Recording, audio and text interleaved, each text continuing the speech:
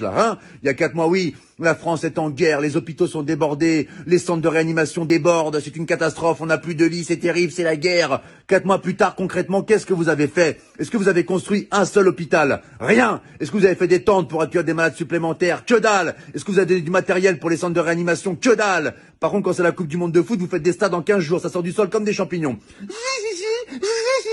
Les stades, ils les font en 3 semaines. En Chine, ils ont fait un hôpital en 10 jours. Nous, ça fait 4 mois, on n'a même pas des couvertures en plus. Un oreiller non plus. Bon, bah écoute, c'est super, hein, vive la France.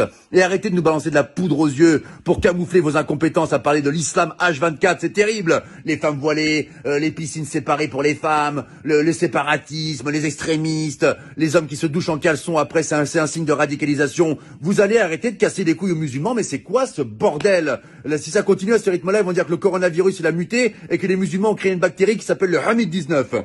Nous sommes avec Jérémy qui a été infecté par le Hamid-19. Pouvez-vous nous raconter votre calvaire, Jérémy?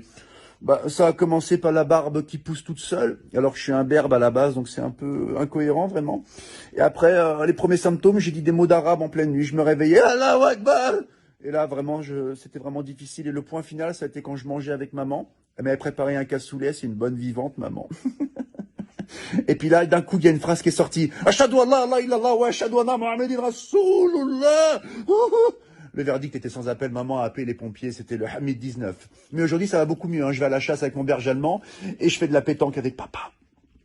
Voilà, c'était Jérémy qui a été infecté par le Hamid-19. Laissez les musulmans tranquilles, c'est insupportable. On a l'impression qu'il y a que eux qui existent dans le monde, vous les massacrez H24. Là, je m'adresse au peuple de France. Il faut qu'on défende nos frères musulmans, ce sont des Français à part entière comme nous. C'est comme si on laissait un gamin à l'école se faire tabasser par 10 personnes et qu'on réagissait pas. Il faut qu'on les défende, d'accord? Les médias se servent d'une minorité pour salir une majorité. Ils leur cassent les couilles. La plupart des musulmans, ils sont en France, ils sont sans problème, on les entend jamais. Ils veulent une vie tranquille comme vous, comme moi, comme nous tous.